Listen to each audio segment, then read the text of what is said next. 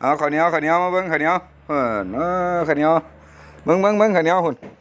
โอ้ไอ้หมูปิ้งนี่ผู้สาวหุ่นไอ้หมูปิ้งหุ่นผู้สาวมาหาไอ้หมูปิ้งอยู่เฮียนนี่มึงลงไปอีหีเล็ก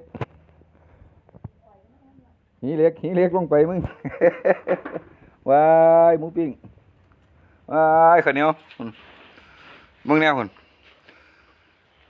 ลูกสาวบ้านใดวะลูกสาวบ้านใดวะหมูปิ้งลูกสาวบ้านใดวะว้ายมาเบิ่งเนี่ยข้าวเหนียวเบิ่งเนี่ยข้าวเหนียวเบิ่งเนี่ยพุ่นเพิ่นใหญ่กันวะอ่อนซ้อนกันคักเว้ยลูกสาวบ้านใดวะข้าวเหนียวมึงกันนะพุ่นพุ่นเอาไว้หีเหล็กมึงอย่ามาเพี้ยกูพุ่น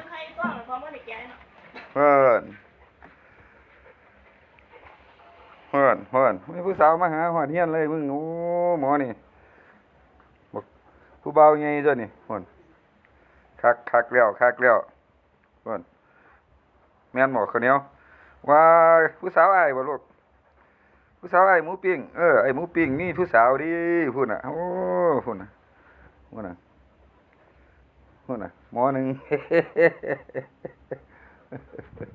โพดแล้วสู้โพดแล้วพี่มา